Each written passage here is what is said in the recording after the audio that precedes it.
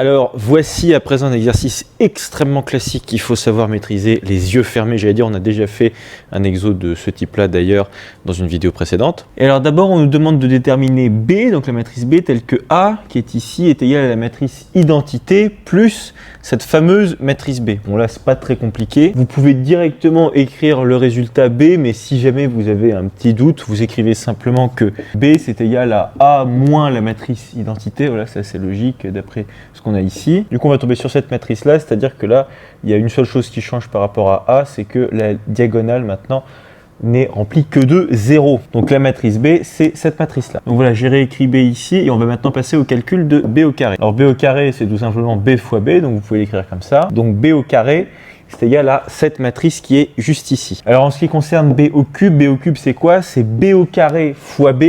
Donc c'est cette matrice-là fois B. Le résultat, bien sûr, ça va être une matrice 3, 3. Et là, je vous laisse vous convaincre que vous n'avez que des zéros dans cette matrice-là si vous faites bien vos calculs matriciels. Donc vous trouvez que B puissance 3, c'est égal à la matrice nulle. Alors ce résultat-là, il est quand même super intéressant, le fait que B au cube ce soit égal à la matrice nulle, parce que ça veut dire qu'à partir de 3, eh ben, les puissances de B, ce seront toujours systématiquement la matrice nulle. C'est logique, puisque comme B puissance 3, c'est la matrice nulle, bah, par exemple B puissance 4, qu'est-ce que c'est? Ça va être B puissance 3 multiplié par B.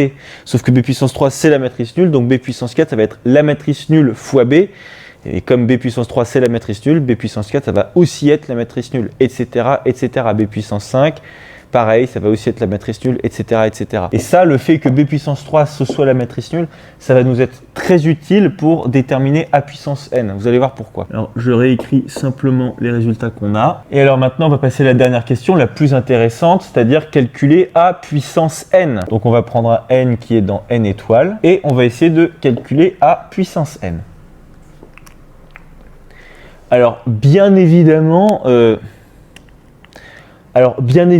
ce qu'on a fait là et là, les questions précédentes, elles vont nous servir pour cette question-là. On ne nous a pas fait faire tout ça pour rien. Ça, c'est vraiment quelque chose à avoir en tête. Si jamais, dans un exercice, on vous demande de faire des calculs, le plus souvent, ça n'est pas pour rien. C'est quasiment systématiquement pour vous les faire utiliser dans une question ultérieure. Donc là, il y en a certains qui, en voyant calculer à puissance n, ils vont se dire « Ah ce que je vais faire, c'est une récurrence, on va bien voir à quoi ça va être égal. » Non. Parce qu'en plus, c'est écrit ici en déduire. C'est-à-dire qu'il faut déduire de ce qu'on a fait avant à puissance n. On ne nous a pas demandé calculer directement à puissance n. Et encore, même si dans l'énoncé, il y avait effectivement marqué calculer à puissance n, il aurait quand même fallu utiliser les calculs qu'on a fait ici. Alors la technique, c'est toujours la même. Ce qu'on va faire ici, c'est qu'on va faire appel au binôme de Newton. C'est-à-dire que A, on sait que c'est aussi la matrice I3 plus B. Donc A puissance n, c'est B plus I3 puissance n. Or, ça, qu'est-ce que c'est? C'est une matrice plus une autre matrice puissance n. Et il se trouve que B et I, ces deux matrices-là, elles commutent. Ça, c'est super important de l'écrire.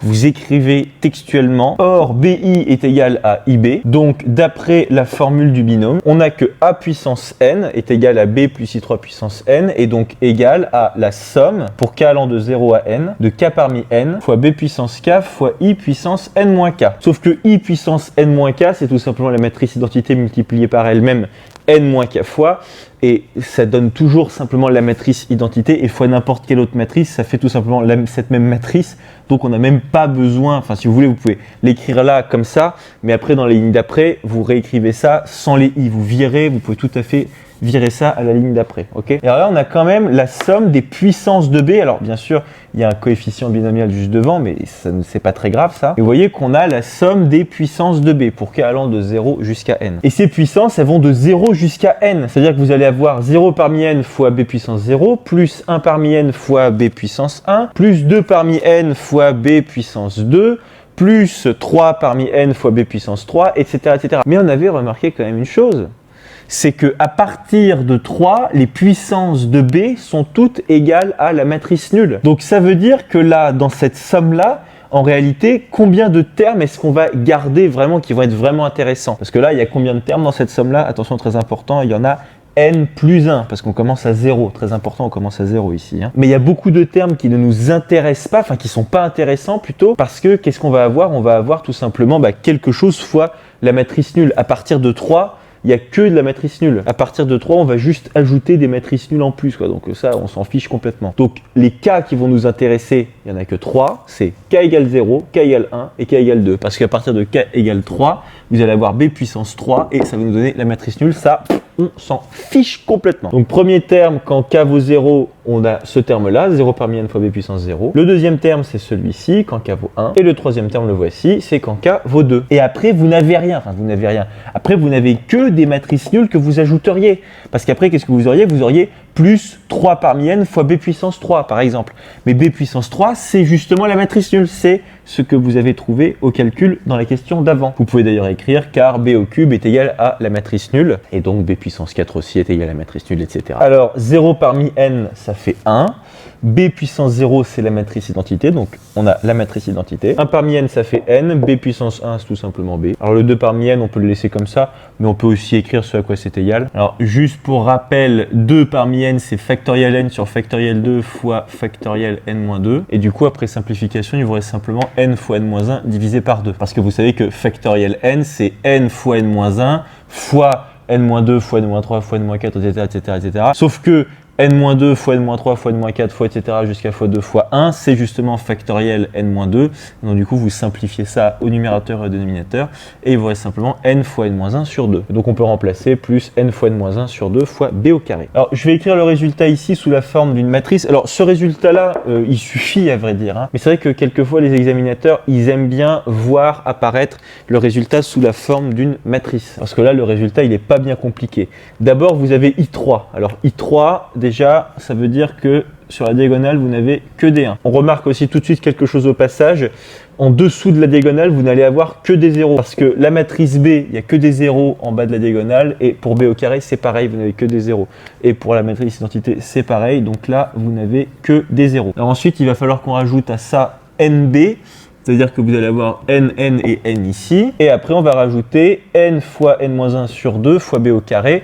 Et donc, ça veut dire qu'on va rajouter n fois n-1 sur 2 ici. C'est-à-dire qu'on va le rajouter juste ici au n qui est là. Sauf que n fois n-1 sur 2 plus n, à quoi est-ce que c'est égal? N fois n-1 sur 2 plus n, c'est égal à n fois n-1 plus 2n sur 2. Si vous développez ce que vous avez là-dedans, ça fait n au carré moins n plus 2n, le tout divisé par 2. Ce qui fait n au carré plus n divisé par 2. Et si vous factorisez le numérateur par n, ça vous donne n fois n plus 1 sur 2. Donc le coefficient que vous allez avoir ici, ça va être n fois n-1 sur 2 plus n, c'est-à-dire n fois n plus 1 sur 2. Donc on remplace. Et on a fini. Et a puissance n, c'est égal à cette matrice-là. Voilà. Exercice vraiment, mais classique de chez classique, à savoir faire les yeux fermés. Et là, je dois vous avouer que même dans l'exercice, ils sont assez sympas d'avoir écrit déterminer B tel que A est égal à I3 plus B, calculer B au carré, B au cube, etc. Parce que je dois vous avouer que dans certains exos, on vous passe cette matrice-là, cette matrice A, et on vous demande directement calculer A puissance n. On vous demande directement de calculer A puissance n. On ne vous fait pas passer par toutes ces étapes-là, et c'est à vous d'avoir le réflexe de faire intervenir la matrice B au carré, etc., d'aller voir ce que ça donne la matrice B au cube. Et le fait de décomposer, enfin le fait d'écrire A sous cette forme-là, une matrice plus une autre, et en plus ces matrices-là est commute parce que là vous avez quasiment systématiquement la matrice identité. Après vous avez plein de simplifications dans votre somme, et donc après basta, c'est super simple à calculer, et après bien sûr vous avez le fameux résultat. Voilà, donc là vraiment exercice classique de chez classique, voilà.